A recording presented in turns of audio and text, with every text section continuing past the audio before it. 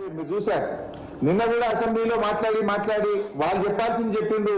ప్రతిపక్షానికి మైక్ ఇవ్వకుండా నిన్న అసెంబ్లీ వాయిదా వేసుకొని పోయారు. ఈ రోజు కూడా ముఖ్యమంత్రి గారు వచ్చి మాట్లాడినారు. మాకు మైక్ అడిగితే ఇవాళ కూడా మైక్ ఇవ్వకుండా మా గొంతు నొక్కే ప్రయత్నం చేసినారు.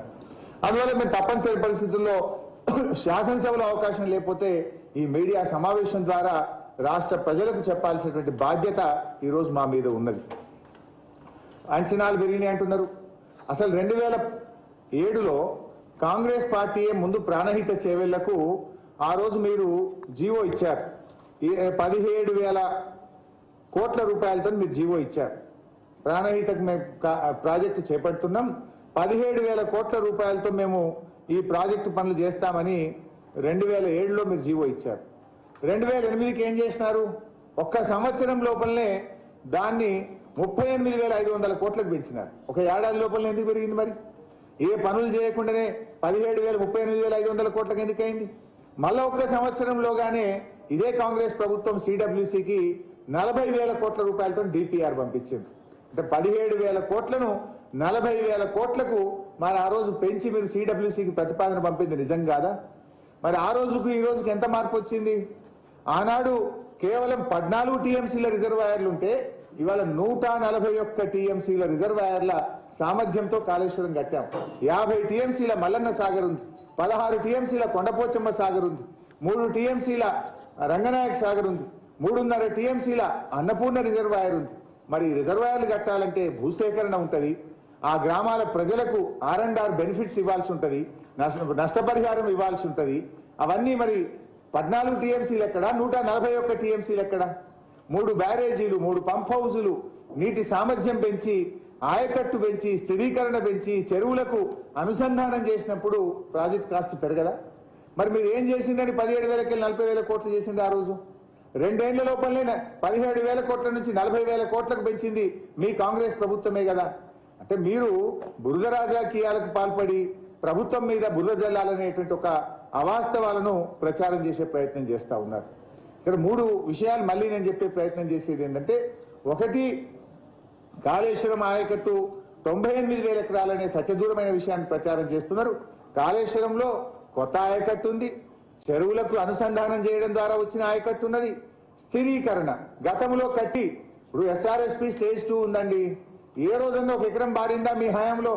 పేరుకు సగం కాలువల్లో వీరు వదిలిపెట్టిండ్రు, సర్కార్ తుమ్మమలిసింది అందులో. దాన్ని అలా మొత్తం పూర్తి చేసి కాళేశ్వరంతో 2 పంటలకు గత 3 ఏళ్లుగా నీళ్ళు ఇచ్చినామా లేదా? అది పేరుకు స్థిరీకరణ. నిజంగా చెప్పాలంటే కొత్త ఆయకట్టే కదా ఇది. ఇది ఎక్కడ? మీరు అడగండి, పోయి అక్కడ తుంగతుర్తిలో అడగండి, సూర్యాపేటలో అడగండి, కోదాడలో అడగండి, డోర్నకల్లో అడగండి, చెప్తారు కదా రైతులు నీళ్ళు వచ్చినాయా లేవా. కాంగ్రెస్ ప్రభుత్వ హయాంలో ఎందుకు రాలేదు, కేసీఆర్ గారు వచ్చినాక ఎందుకు వచ్చినాయి, ఇది ఆ ప్రాంత రైతులకు తెలియదా? దాస్తే దాచే నిజం అబద్ధమా? ఇది దాస్తే దాచే నిజం కాదు కదా, అబద్ధం కాదు కదా. ప్రజలకు తెలుస్తుంది స్పష్టంగా ఏది నిజం ఏది అబద్ధమని. ఆ రైతులను అడిగితే చెప్తారు కదా నీళ్ళు వచ్చింది నిజం. అదేవిధంగా ఆయకట్టుకు నీళ్ళు రాలేదు. మరి మీరు కల్వకుర్తిలో, నెట్టంపాడులో, భీమాలో ఎందుకు ఇయ్యలే? గత తెలుగుదేశం కాంగ్రెస్ ప్రభుత్వాలు 15 ఏళ్లు సాగదీసి ప్రాజెక్టుల పేరు మార్చి పెండింగ్ ప్రాజెక్టులను పేరు పడ్డది. మీ హయాంలో ఈ 4 ప్రాజెక్టుల కింద కల్వకుర్తి, నెట్టంపాడు, భీమా, కోయిల్ సాగర్ లిఫ్ట్ 4 కింద కలిపి మీరు ఇచ్చిన ఆయకట్టు 27,300 ఎకరాలు. మేము వచ్చిన తర్వాత 6,36,700 ఎకరాలకు నీళ్ళు ఇచ్చాం. మరి ఇది ఆయకట్టు కాదా? 6 లక్షల ఎకరాలు కొత్తగా యాడ్ కాలేదా? మీరు కూడా చేయండి. మేము అన్ని పూర్తి చేసినాం, 90% పనులు పూర్తి చేసినాం. మీరు మిగతా బ్యాలెన్స్ వర్క్ చేస్తే కాలువల ద్వారా నీళ్ళు ఇవ్వచ్చు కదా. కానీ మీరు ఏదో ఇంత ఖర్చు పెట్టే 97,000 వచ్చింది అని ఒక దుష్ప్రచారం చేస్తున్నారు. ఇలా వరద కాలువ ఎంత అద్భుతమైంది. వరద కాలువ గతంలో 3 ఏళ్లు 4 ఏళ్లు చుక్క నీళ్లు లేక బండలు తేలినాయి. కానీ వరద కాలువను నిండు కుండలాగా మార్చి వరద కాలువ కింద 2 పక్కల ఇటు జగిత్యాల, కొరుట్ల, మెట్పల్లి, చొప్పదండి, కరీంనగర్, 4 అటు ఆర్మూరు, బాల్కొండ 4-5 నియోజకవర్గాలకు వరద కాలువ వరప్రదాయనైంది కాళేశ్వరం వల్ల. రివర్స్ పంపింగ్ పెట్టి వరద కాలువను నిండు కుండలాగా మార్చినాం. దాని ఫలితాలు కొన్ని వేల లక్షల ఎకరాల రైతులకు నీటి ఊటల ద్వారా ప్రత్యక్షంగా పరోక్షంగా వరద కాలువ ద్వారా మేలు జరిగింది. అదేవిధంగా మన అప్పర్ మానేరులో మొత్తం బండలు తేలినాయి, పగుళ్ళు పెట్టినాం, బీడుపడ్డ ఆ అప్పర్ మానేరు అడుగు చూసినాం. కానీ అలా అప్పర్ మానేరులో మండు టెండల్లో కూడా మత్తడి దుంకుతుందంటే కాళేశ్వరం వల్ల కాదా? పోయి అడుగుని ముస్తాబాద్ మండలంలో రైతులను అడిగితే అప్పర్ మానేరుకి వచ్చిన నీళ్ళు ఎక్కడి, గతంలో ఎందుకు రాలే, ఇప్పుడు ఎందుకు వచ్చినాయి అంటే కాళేశ్వరం ప్రాజెక్టుతో వచ్చినాయని అక్కడ రైతులు చెప్తారు కదా, నేను చెప్పడం కాదు కదా. అప్పర్ మానేరు, ముస్తాబాదు, గంభీరరావుపేట ప్రాంత రైతులను అడిగితే చెప్పరా నీళ్ళు ఎక్కడి నుంచి వచ్చినాయో? అది నిజం కాదా? అంటే ఇవన్నీ ఏదో దాచేస్తే మేము దాయగలుగుతామనేటువంటి రీతిలో ఒక దుష్ప్రచారాన్ని జరిపేటువంటి ప్రయత్నం కాంగ్రెస్ పార్టీ చేస్తూ ఉంది. అంటే ఒకటి కాళేశ్వరం ఫలితాలను, ఒకవైపు త్రాగునీరు ఇచ్చాం, ఇంకొక వైపు సాగునీరు ఇచ్చాం. సాగునీరు 3 రకాలుగా ఇచ్చాం, డైరెక్ట్గా ఇచ్చాం, చెరువుల కింద ఇచ్చాం, స్థిరీకరణ ద్వారా ఇచ్చాం. కానీ దీన్ని చెప్పకుండా దాచేసే ప్రయత్నం చేస్తూ ఉన్నారు.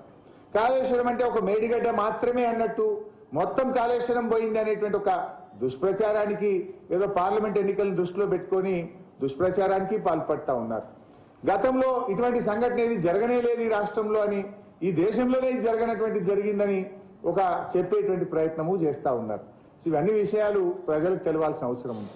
ఫైనల్గా కూడా మేము చేసే అప్పీల్ ఏంటంటే, దయచేసి పునరుద్ధరణ చర్యలు వెంటనే చేపట్టండి, నిపుణుల సహాయం తీసుకోండి. ఇంకోటి, ఏ ఎంక్వైరీ అయినా వేయండి, తప్పు చేసిన వారి మీద చర్య తీసుకోండి. అది నేను శాసనసభలోనే డిమాండ్ చేసిన, దానికి మేమేం భయపడేది లేదు. తప్పు చేయనప్పుడు మాకు ఎటువంటి భయం లేదు, ఎందుకంటే మేము తప్పు చేయలేదు. ఏదైనా టెక్నికల్గా సాంకేతికంగా సమస్య ఏందో తెలుసుకునే ప్రయత్నం చేయండి. ఇప్పుడు దాదాపు 2 నెలలు దాటి 3 నెలలకు వచ్చింది, ఇంకా మీరు కోడిగుడ్డు మీద ఈకలు వీక్కుంటా బురద చల్లుకుంటూనే ఉంటారా? ఇది వర్కింగ్ సీజన్ కదా.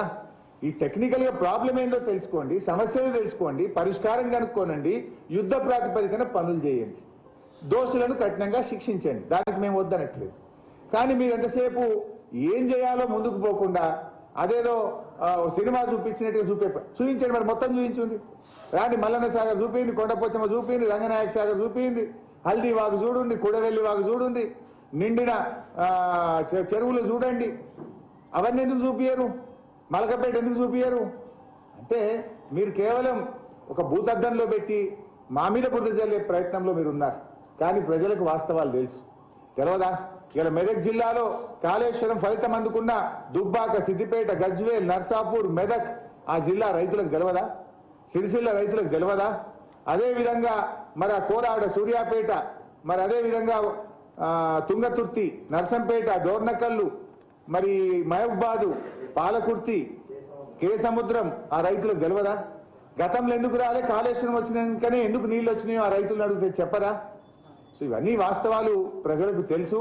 మీరు అనవసరంగా మా మీద బురద జల్లడం మాని పరిపాలన మీద దృష్టి పెట్టండి. ఇలా శాసనసభలో కూడా ఎంతసేపు మాకు మైక్ ఇయ్యరు, మా గొంతు నొక్కే ప్రయత్నం చేస్తారు. మీరు ఇవాళ దయచేసి మీడియా మిత్రులను కూడా కోరుతున్నా, 39 మంది ఉన్నా మాకెంత సమయం ఇచ్చారు, మిగతా పార్టీలకు ఎంత సమయం ఇచ్చారో ఒక్కసారి మీరు ఆలోచించండి. తీయండి, సభ రికార్డులు చూడండి. ఇవాళ గౌరవనీయులు పెద్దలు శ్రీహరి గారు మాట్లాడితే ఎన్నిసార్లు అడ్డం తలిగారు, ఎన్నిసార్లు ఆయన ఇబ్బంది పెట్టే ప్రయత్నం చేసినారు. మరి ఇతర పార్టీ సభ్యులు మాట్లాడినప్పుడు మీరు ఎంత ఇంటరప్షన్ ఉన్నది, వారికి ఎంత సమయం ఇచ్చారో కూడా ఒకసారి పరిశీలించాలని చెప్పి కూడా నేను జర్నలిస్టులను, మీడియా మిత్రులను, రాష్ట్ర ప్రజల్ని కూడా కోరుతున్నాను.